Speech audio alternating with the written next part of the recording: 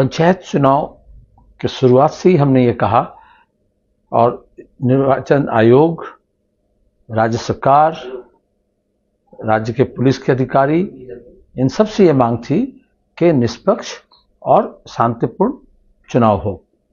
कानूनन उनकी जिम्मेदारी थी, लेकिन घोषणा के वक्त से ही आज तक चुनाव आयोग राज्य के, उनका मंसूबा स्पष्ट हुआ कि वो चुनाव चाह ही नहीं रहे थे कि चुनाव नहीं हो, घोषणा हो और फिर कोई नामांकन पत्र ना हो। अगर नामांकन पत्र हुआ तो उसका गुंडागर्दी करके या पुलिस की सहायता से वो सबको विड्रॉ करवा करके और घोषणा कर दिया जाए कि तृणमूल के हाथ में ही पंचायत रहे, जबकि जनता के इरादा अलग थे।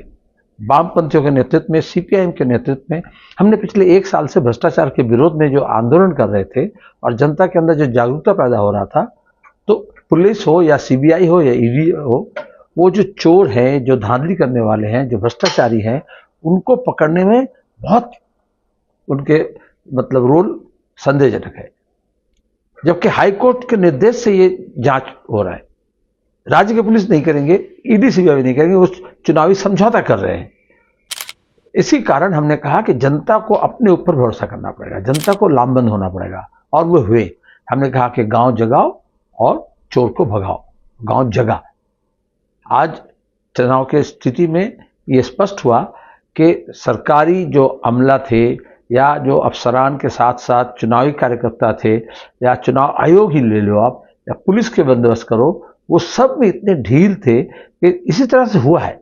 एक के बाद एक चुनाव तृणमूल कांग्रेस के नेतृत्व में हमारे यहाँ, चाहे नगर निकाय के चुनाव हो, चाहे पंचायत के चुनाव हो, वो लूट मार किए हैं। अपनी लूट को बरकरार रखने के लिए वोट को लूट किए हैं।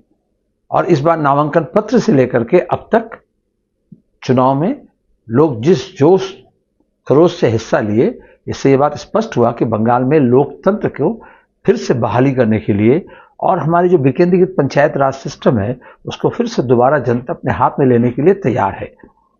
हमने सिर्फ वामपंथी नहीं, वामफ्रंट के बाहर जो वामपंथी थे, उसके अलावा आईएसएफ, कांग्रेस, स्थानीय स्तर पर कई ऐसे संगठन, सामाजिक संगठन, सबसे तालमेल किए। भारतीय जनता पार्टी और तृणमूल के खिलाफ लोगों के जो रोष थे उसको हमने एक साथ करने की कोशिश की। और जितना चुनाव का दिन आगे बढ़ता गया, मीडिया के हिस्सा से की मदद से ये बीजेपी और तृणमूल बाहर में वो अपने बाइनरी को तैयार करने की कोशिश किए, और दूसरी तरफ उनका ये कोशिश था कि वोट को बीजेपी और तृणमूल के अंदर ध्रुवीकरण किया जाए। अब तक ये कोशिश जारी है। आज जो चुनाव में रीपोल की जब आप लिस्ट देखेंगे तो इससे पता चलेगा, जहां वामपंथी या कांग्रेस या हमारा गठबंधन जहां आगे बढ़ा हुआ है, वो वही निशाना किए हैं। चुनाव के वक्त भी हंगामा वहीं किया गया, और उनके इस मंसूबा को नाकाम करने के लिए लाल झंडा के नेतृत्व में जनता, उनके रोष को भी दिखने को मिला। हमें अफसोस है 40 लोगों की मौतें हुई, और ये 40 लोगों की मौत की जिम्मेदारी ममता बनर्जी के अलावा और कोई नहीं है, क्योंकि चीफ मिनिस्टर खुद इलेक्शन कमीशन के जरिए, राज्य पुलिस के जो डीजीपी है उनके जरिए, ताकि कोई जो बंदोबस्त, सुरक्षा बंदोबस्त ना हो। हाई कोर्ट के निर्देश के बाद भी चुनाव में जो बंदोबस्त करना था सुरक्षा का, वो प्रबंध नहीं किया गया। अधिकतर लोगों की मौत हुई है तृणमूल कांग्रेस के शासक दल। एक तरफ शासक के एक गुट के साथ दूसरे गुट की लड़ाई, और दूसरी तरफ वो जिस तरह से पेशेवर लोगों को भेजते हैं, इसलिए अभी तक ममता बनर्जी इसके लिए दुख भी प्रकट नहीं किए। वो भाड़े के गुंडों को भेजते हैं, लेकिन जनता के रोष, जनता उन्हें घेर लिए। और कई ऐसे और भी मौतें हो सकती थी, लेकिन उनको बांध कर रखे, उनसे कबूल करवाए कि कौन उसे भेजा, किसने उससे फोन किया, किसने पैसा दिया, किसने गोली चलाने बोला, किस बंदूक कौन ने दिया, बम किसने दिया।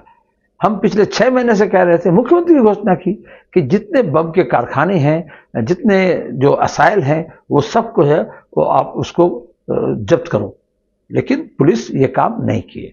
अभी मैं आज चुनाव के दूसरे दिन हमारे नौजवान कार्यकर्ता डीवाईएफआई के राजीबुल हक की जिस तरह से मौत हुई, वो चुनाव शुरू होने से पहले, चुनाव से कबल, और बाद में चुनाव के दिन सुबह उनकी मौत हुई। अभी उनकी लाश को हम धोए, और उसके जब गांव में गए तो पूरे आसपास के गांव टूट पड़े, और ये हर गांव की कहानी है। उनका यही मांग था कि जो कसूरवार है उनको सजा दिया जाए, और जबकि पुलिस उनके घर को पहरा दे रहे हैं। एफआईआर में उनका नाम है 1 नंबर में। जो बाली का जो गिरोह है, नदी से जो बाली उठाकर बेच रहे हैं, जो गाय की तस्करी कर रहे हैं, जो इस तरह से लूट का धंधा कर रहे हैं, वही राजनीतिक सबसे बड़े मुखिया बने हुए हैं ये शासक दल के। और वो जब चाहे पट उतर करके कभी बीजेपी से तृणमूल, कभी तृणमूल से बीजेपी होते हैं। पुलिस सुरक्षा बल तैनात के नाम पर चुनाव के दिन में एक कांस्टेबल के भेजे, जो कांस्टेबल ये जो मर्डरर है, हत्यारे है, उसका ही सुरक्षा दस्ता है। आज हजारों पुलिस को दिखने मिल रहा है, लेकिन चुनाव के दिन इनको दिखने नहीं मिला। जो चुनाव के दिन 20 लोगों की मौतें हुई, प्रचार के दौरान 20 लोगों की मौतें हुई, नॉमिनेशन फाइल करते वक्त पूरे एक ब्लॉक में किसी को नॉमिनेशन देने नहीं दिया गया, चोपड़ा में, जहां हमारे 21 साल के छात्र मंसूर आलम को हत्या कर दी गई। हमारे 3 कार्यकर्ता की मौत हुई है। तीसरा मुर्शिदाबाद में रोशन, जो चुनाव को लूटने के लिए जो लोग आए थे, उनको बाधा देते वक्त पूरा जनता के ओर से पूरे गांव के लोग जब किए, उनको वो हत्या किए। तीनों टारगेटेड हत्या है।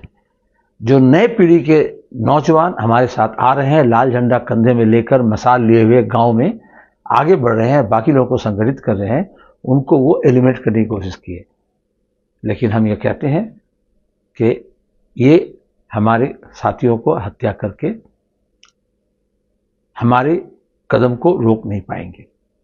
लोग के अंदर और भी ज़्यादा रोष बढ़ रहा है और लोग यहाँ सांप्रदायिकता और जो भ्रष्टाचार है उसके विरोध में बीजेपी और तृणमूल को निस्तनाबूद करने के लिए तैयार हो रहे हैं। हमें मालूम है एक चुनाव में ये काम होगा नहीं, लेकिन जो बढ़ता हुआ कदम है वो रुकेगा नहीं, वो आगे बढ़ता है।